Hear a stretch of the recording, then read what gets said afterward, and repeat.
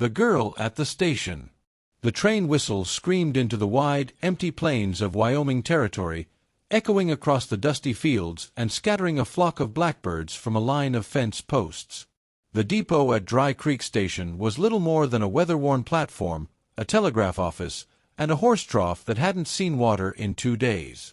Jacob McGraw, rancher and widower, leaned against the rail, hat pulled low to shade his eyes. His boots were coated in dust from the cattle trail, his coat patched at the elbows, but his stance was proud, steady, like the land he worked. He wasn't here for company. He was here for supplies. Flour, salt, maybe a new bit of rope. When the train hissed to a halt, passengers began stepping down. Mostly merchants, drifters, and a few strangers chasing new beginnings. Jacob paid little mind. He had no use for strangers. But then he noticed her. A girl, no more than 18, maybe 19, stood frozen by the steps of the passenger car. Her dress was plain and faded, not the finery of the city, and her hands trembled as she clutched a battered satchel. Dust clung to her shoes. Her eyes, wide, uncertain, scanned the platform as if searching for someone who never came. When the last passenger disappeared into town, she was left alone. Jacob meant to turn away. He had cattle to tend, fences to mend. But the sound of her voice stopped him cold. "Please!" She rushed toward him, stumbling slightly as she nearly tripped over her skirt. Her small hand caught his sleeve, and her words spilled out with desperation. "Please don't leave me behind. I'll do anything you ask, I promise.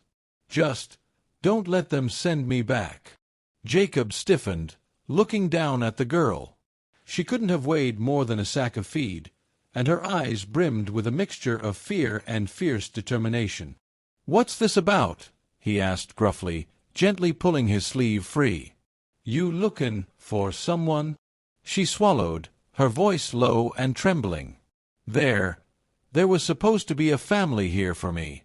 A man wrote, said I'd have a home, work, a chance. But no one came. The conductor says I can't stay at the station.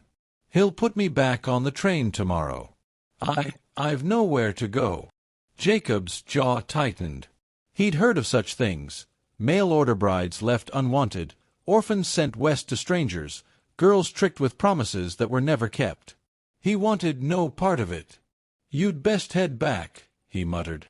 "This ain't a kind land for a girl alone."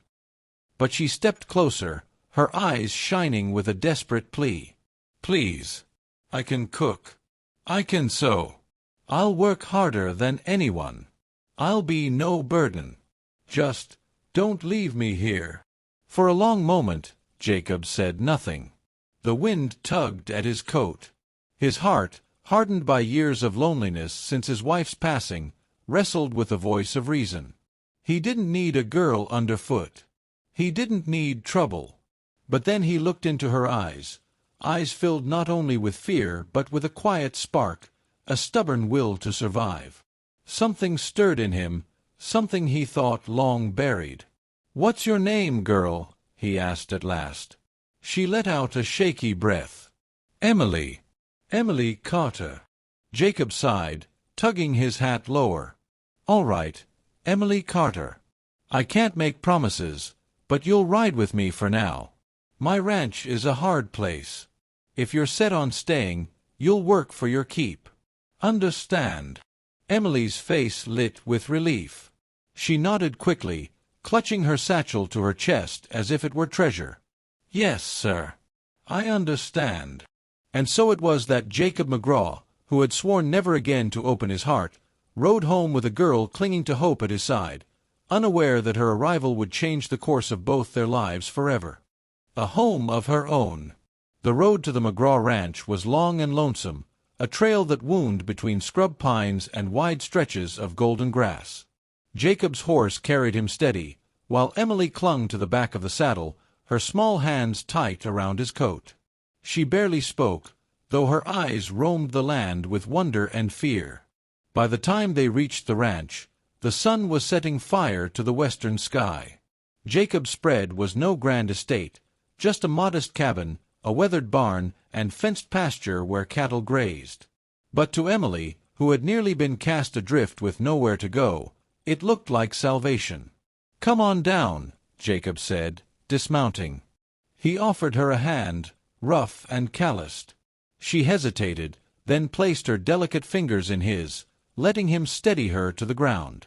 Inside the cabin, the air smelled of wood smoke and leather. The place was clean but spare, a table, 2 chairs, a stove, and a bed in the corner. Jacob gestured to a small cot folded against the wall. "You'll take that. It ain't much, but it'll keep you off the floor." Emily's eyes softened with gratitude. "It's more than I hoped for." "Thank you." Jacob gave a short nod, uneasy with the warmth in her voice. He wasn't used to thanks. Not anymore.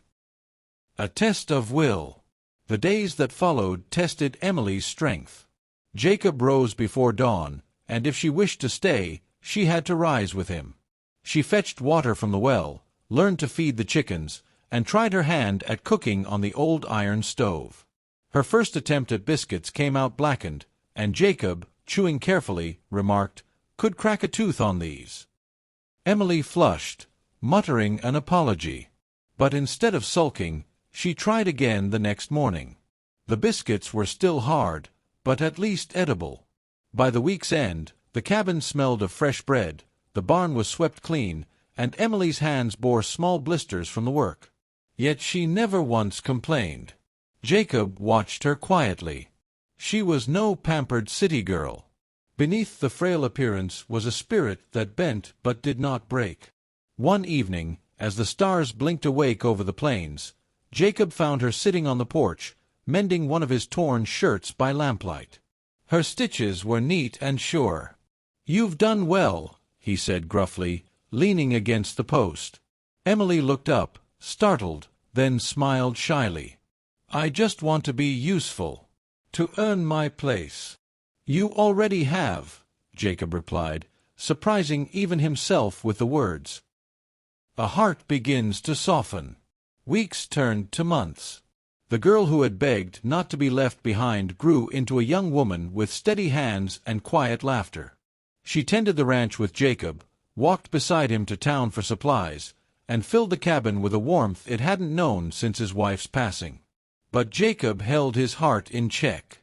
He was a man scarred by loss, and Emily was young, with her whole life ahead of her. He told himself she deserved more than a broken rancher twice her age. Yet one night, when a storm rattled the shutters and lightning split the sky, Emily startled awake on her cot. She crossed the cabin and, with trembling hands, touched Jacob's arm.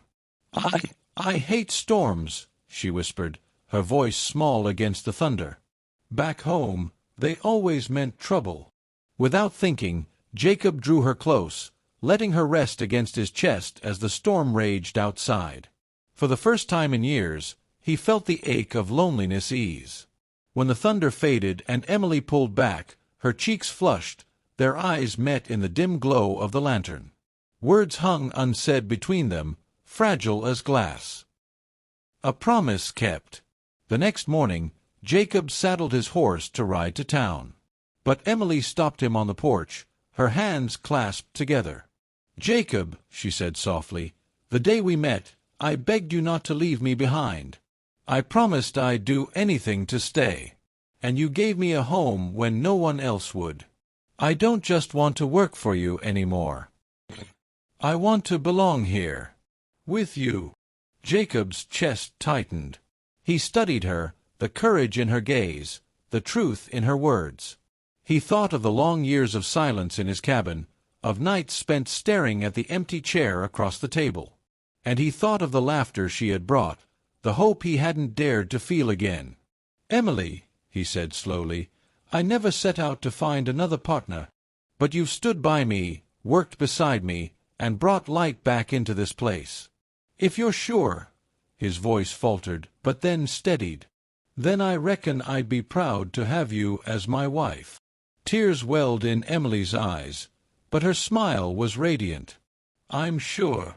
And so, beneath the endless Wyoming sky, A young girl who once had nowhere to go found not only shelter but love, a love built not from promises of reward, but from the quiet strength of two hearts choosing not to leave each other behind.